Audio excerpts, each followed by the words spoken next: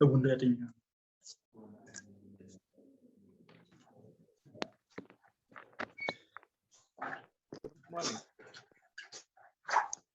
Morning.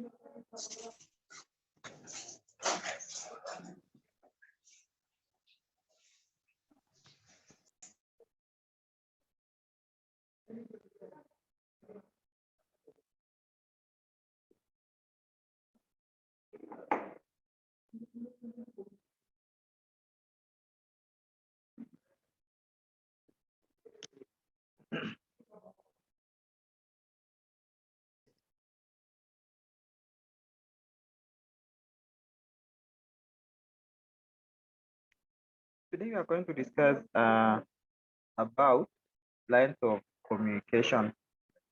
It is part and parcel of the communication process. And in this case, we have different lines of communication.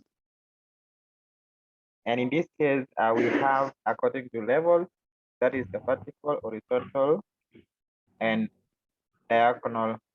And we also have according to the nature of message, that is formal communication and informal communication. So that is where we are going to start our today's class discussion. And before we continue, let's still give time around 3 minutes for some other students to join so that we can continue all of us.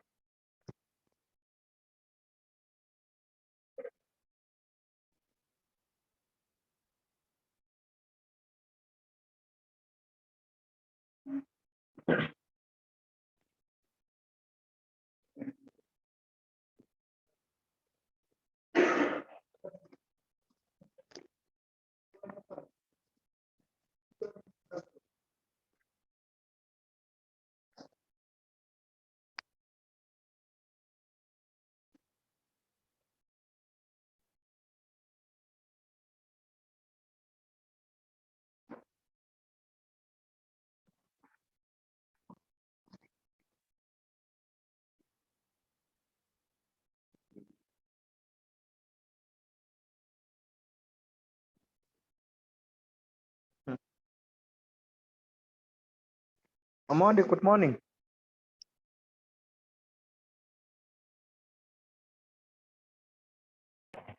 Good morning.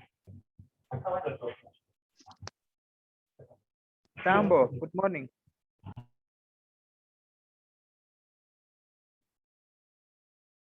Sambo? Morning. Good morning. Okay. Let's continue. The rest will have to meet us on our way. Yeah. So from the video I shared yesterday, it was explaining more about the definition of communication and the main elements we can have in a communication process, also together with the reasons as to why we need to have communication, just the purposes of communication. Now, for now, we're going to discuss about the lines of communication. And in this case, we're going to have different levels on how we can pass information from one person to another person, or the nature in which you can share information. So according to levels, we have vertical, we have horizontal, and we have diagonal. We start with the vertical communication. And this is the process in which information is shared between the senior members of the organization and the junior members of the organization. And remember, in this case, it is the same organization, not between two different organizations.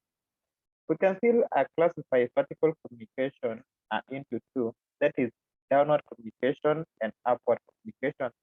So the downward communication is coming from or passing information from the most senior person in an organization to the lowest person. And upward communication is now from the juniors going upward to the senior most people in the organization. So the most that is commonly used is the downward communication. So we can see briefly downward communication, and I can say that this is a communication process which starts from the top manager to his or her juniors, and this can be in a way in passing information. That is, can talk about training of the juniors. Most cases, if the production is not well, then you're supposed to train the junior members of the organization. Can still also be used in evaluating performance. Remember, in each and every organization, employees there are always there to perform an activity. So if the performance is not the best, then in this case, we need to pass information on the same. Also, delegating duties. And remember, delegation is always done in two ways, that is downwards and also upwards. But the most important one is delegating downwards. And I cannot say that it does not mean that you cannot delegate to the person that is supervising you or your senior. It is still acceptable, but it is rarely used. Also, solving the problems facing our workers. So maybe you are an employee, and in this case, you are facing some issues. So in this case, we can only use communication to ensure that those problems have been solved. And lastly is inspiring and motivating the juniors. In this case, you can do it by giving them a reward or just encouraging them if they've not done the best. That's all about the downward communication. On the other side, upward communication is always a communication process that always originates from the juniors and going upwards to the seniors. And it can be done in different ways. That is, when you are submitting the report, when you're giving suggestion, like for you, you can maybe do your own assignments that you're supposed to give out the final report. So it's just like now you are communicating upwards. That is, you being now the junior and maybe your trainer being the senior, also giving suggestions. Probably maybe in this case,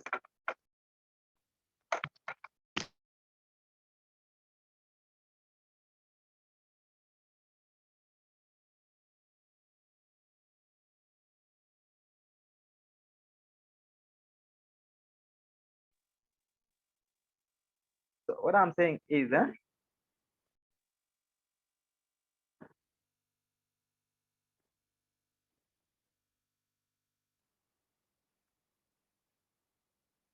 Eddie, are you hearing me?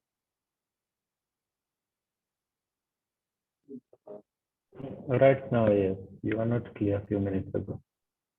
Okay, fine. So I was saying that we can still use upward communication when we are giving suggestions. Like I've said, probably maybe there is something that you are facing in form of e-learning. In this case, you can give a suggestion on how it can be done. The other thing is submitting complaint or a grievance. Like in each and every organization, there are always disputes. And in this case, we can only pass this information by ensuring that we pass information upward. The other thing is inspiring and motivating the juniors, not inspiring, but making inquiries from now the people downwards. Just a minute. Eh?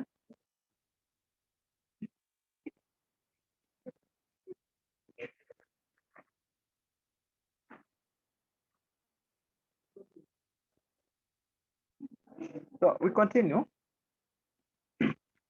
So that is all about the upward communication. Then horizontal communication, or now the lateral communication, and this is the communication that is done across the department. So we can say we are in business department and we have a trainer there. So in this case, you can pass information to each one of us. So meaning it is the people passing information and passing information to someone who is at the same level with or with her. So could say that is a communication between people of the same level in the organization. Now I've talked about a department. And it always does the following activities: coordinating and harmonization of different activities, to create teamwork within the department, to exchange ideas in order to develop human resources. The other thing is to reduce goal blindness among different departments, and lastly, to create a sense of belonging among department heads, that's acting as a motivating factor. So, in feedback context, it is always used in clarifying the issues affecting a department, but at this point, it is for the people at the same level. We also have diagonal communication, and in most cases, this diagonal communication is not used mostly. And in this case, it is a communication between people of different levels in different departments or different organizations. Now, if it is majorly used, then it could be now between different levels of different departments, but in a similar organization. For diagonal communication, we can still use to enhance teamwork, and therefore it can still be classified into two. That is formal communication and informal communication. Like for this, the formal communication is the passing of information using the approved channel of an organization. And if it is an informal communication, yes, it is a way of passing information, but not using the recognized channels of an organization.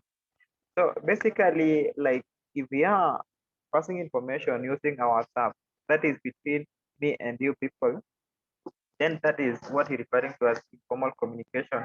And the formal communication could be now a message coming from an official media or channel of an institution. Like if the institution is writing you a message, that is an official way of passing information. But between me and you, at some point, it is not an official, but it is a way in which we can have it as a desirable in passing information. We also have the essentials of effective communication. Now, the essentials are the same as things that we need to have for us to say that communication is going to be successful. And from the communication process that I shared earlier on, it was having the sender, the message, the receiver, and the feedback. But still, there's some other things that we need to include in between the communication process, that is between the sender and the receiver. And in this case, we need to have the message, we need to have encoding, we need to have the channel or the medium, we need to have decoding, and also the feedback. Because if we don't have a feedback as the receiver, it means maybe the communication is not complete. And in that way, we can still say that there's a barrier in that communication. So the sender is the originator of the message. Message is the information that we are trying to pass, and it can be in form of different ways. We can talk about wording, symbols, pictures, or any other way in which the receiver will interpret and understand it. We have the medium or the channel, and these are just the ways in which you can pass that information. You can either use phone, you can use emails, you can use letters, and other forms. Then the receiver is the person that you're intending now to pass information to. That is as a sender or the communicator. Then this person is supposed to do what we call decoding, or translating now the message that has already been encoded by the sender to a desirable way, or just trying to understand the same thing. After understanding now, it is the duty of this person to relay back the information. And we are relaying back the information in form of the feedback. And the feedback is always the response or the reaction from the receiver. So in such a case, we could say that a communication is always in a circular process, whereby it is having the sender, then message, encoding, we have the channel, we have the receiver, we have decoding, we have feedback. The feedback goes back to the sender. That is now from the receiver. So the moment now the sender receives the feedback from the receiver, he or she becomes the receiver and that person becomes the sender of the message. And that is the communication process that each one of us need to understand. Because if we don't understand this kind of process, then it means you're going to have some barriers in passing the information. Olim, I have a question. Yes. Can we please, just explain the last bit about the decoding, especially the decoding part? Now, let me start with the word decoding. Yeah? And in decoding, we are trying to put now the message that we've received into a context that we can easily understand, or in a way in which another person can understand. Let's say maybe I'm speaking my own local language and you're not understanding it. Are you together? So what Yes. normally happens is it is until when now I have to change now the language that I'm using to a language that you can easily understand. So what I'm trying to say is that in encoding, you're now putting the message that you have in a manner that the other person is able to understand. Is that okay? So let's use an example. Yes. Assuming I'm a Luo, and Yes. I'm using a bad example anyway. No problem. Okay. So assuming I want to pass a message to you, Yes. and assuming I'm an illiterate person. Yes. So if I want to pass the message to a language that you understand, Yes. first of all, I encode the message to assuming Kiswahili, such that it can, we can both understand the message, right? Yes. Yes. So when it comes to now the decoding, Yes. so how do you, how do you decode your decode your message? Okay, in a simple way, yeah. Decoding is just putting the message that you already have in a desirable way, whereby if I'm passing it in Kiswahili, the other person is going to understand. If I'm passing it in my own local language, the other person is also able to understand. It's like now you are speaking to a child and you are speaking to an elderly person. You see, there are some wordings when you use to a child, the child is not able to understand. But if you use to a older person, the older person is able to understand. Is that okay? Yeah, it's now clear. Thank you. Then on the other side, now decoding is now trying to interpret the message, yeah? Because remember, if I don't understand the message well and I've already given feedback, then in this case, there's a likelihood that the other person is going also to interpret in a different way. Is that okay? That is very much okay. Okay, we can still move on and see something different.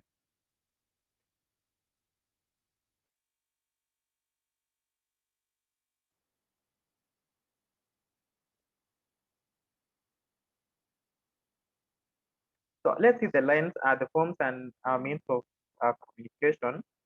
And in this case, we have different forms or different ways in which you can pass information that is from one person to another person. And in this case, we have oral communication, we have written communication, we have audiovisual communication, and we have visual communication. Like what you're having right now is more of visual communication and also audiovisual communication. It can still serve the part of what? The oral communication. So if we try to understand each and every form of communication, then at any level that we are passing information, we are going to make our work easier. Like let's start with the first one, that is oral communication. And in oral communication, it is passing the information by a word of mouth. Like what we're doing right now, probably we are not together, but it's just like now we are doing what? Oral communication, or it is just a way of passing what? Information. And we have various ways in which oral communication can be done, like we can have face-to-face conversation. And this is all about talking to each other or meeting that person and having a conversation on the same. And in most cases, we normally use face-to-face communication in classroom. We can still use oral communication in meetings, in interviews, but because of now the technology, then it's not always that you can have what face-to-face communication. On the same, there are always advantages that you can get from having face-to-face communication. Like for this case, you can have an immediate feedback. So if you need a clarification, then you can say that oral communication is the best. The other thing is as personal appeal. You can be in a position to know the reaction of the other person, or the people can have or can like it your way of passing what the information. We also have body language can be easily expressed. I'm very sure you know exactly what it's all about body language when it comes to maybe acceptance or in disagreement with something. We also have a situation whereby you can easily convince another person or persuade another person, unlike a situation whereby maybe you are making a call. Another thing, it is always the simplest method that you can use to pass information. The next thing is it is direct, meaning we need not to have some other people in between us in form of maybe the agents and the rest. And always it is convenient for confidential messages, but only when you are with that other with one person.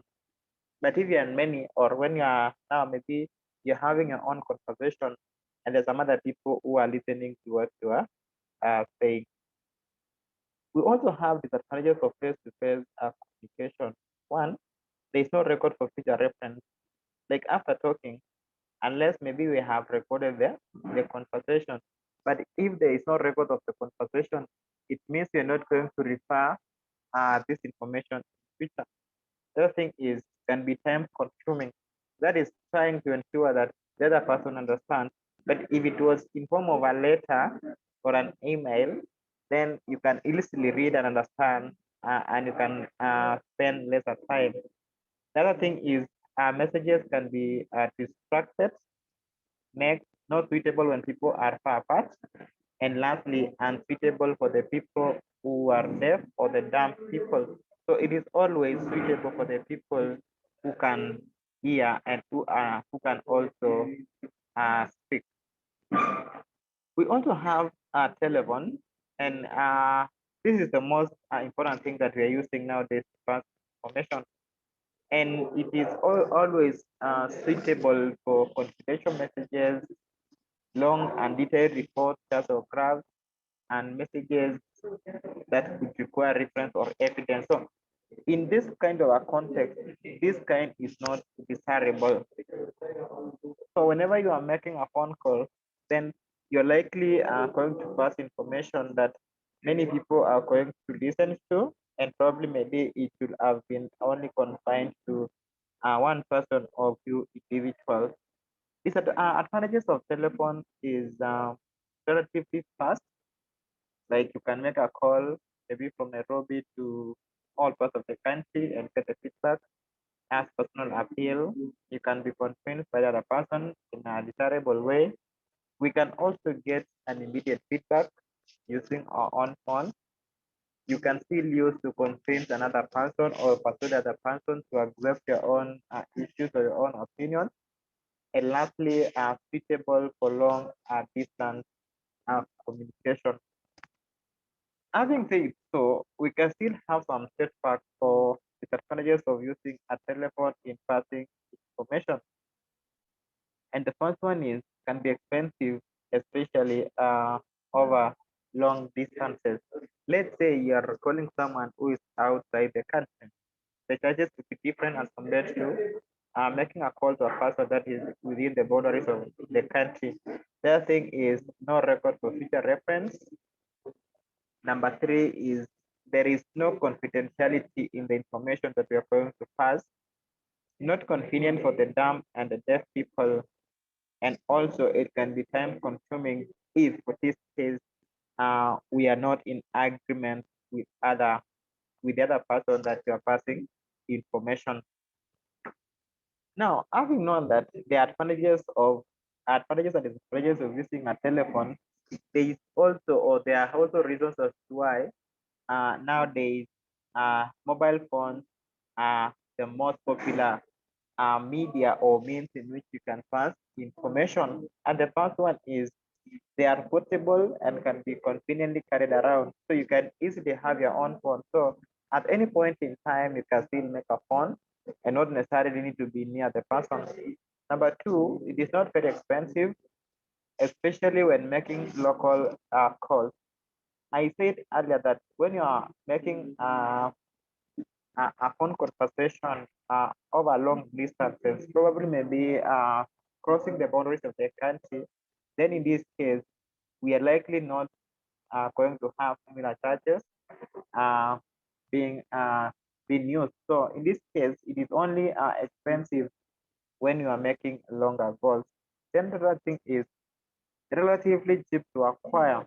Let's say you're using a smartphone, another person is using the other phones we normally call them katululu. In this case, buying a katululu is very cheap and still you can still pass the information.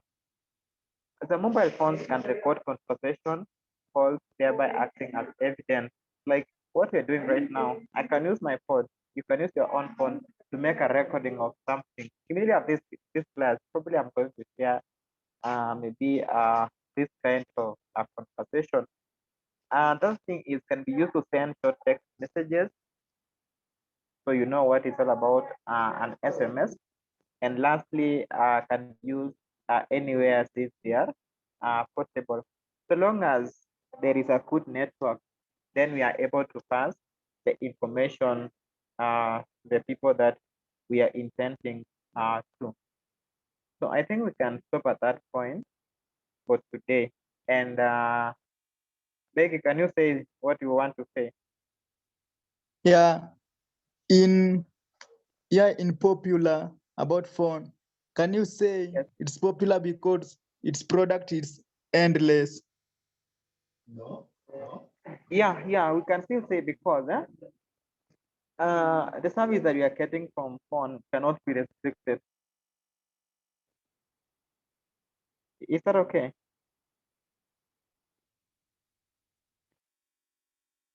Yes. Now I want us to end at this point. Like today we are less in this class. I'm not sure. I'm not aware why is it that we are not the way we usually in this class. So probably maybe we'll have to talk to other colleagues on the same.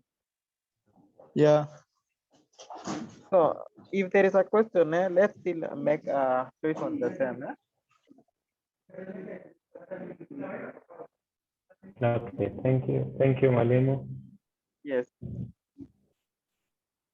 Okay, so let's meet next week at the same time. Okay. Thanks for the class, and have yourself a wonderful weekend. You too. Thank you.